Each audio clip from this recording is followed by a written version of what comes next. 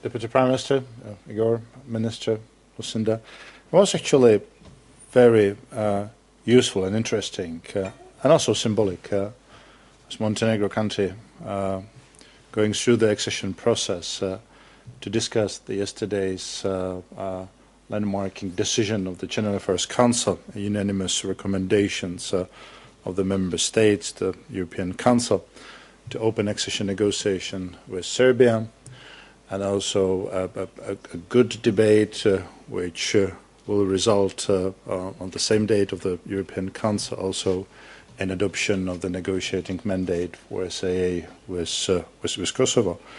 And we had also a very good discussion on the elections in Albania, appreciating the smooth conduct of the elections and express the confidence that the further procedures based on the European standards would make it possible that the European agenda becomes to the forefront again and that we could accelerate the efforts in this direction. It was a very constructive fourth meeting of the Stabilisation and Association Council between the European Union and Montenegro.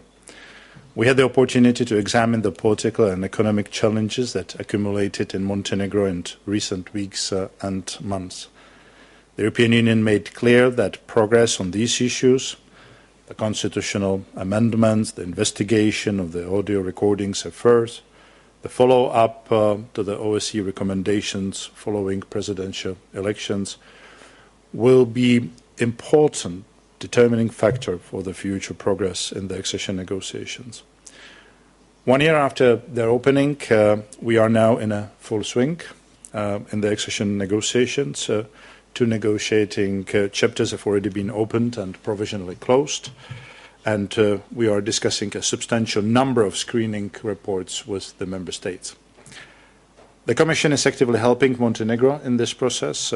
We expect the Montenegrin authorities to show the necessary political will to overcome the challenges and rise to the expectations attached by the European Union to a country negotiating its accession to the European Union.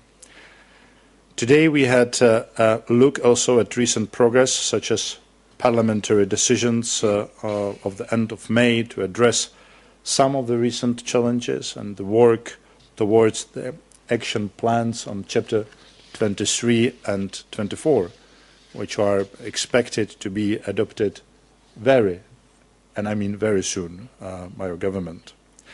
I'm glad to see that following recent developments in the Parliament, that Montenegro is moving towards normality again.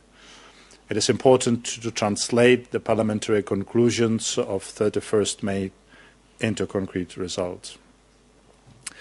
Also, the preparations of the action plans for the chapters 23 and 24 has been a huge task, which is, as I said, about to be completed.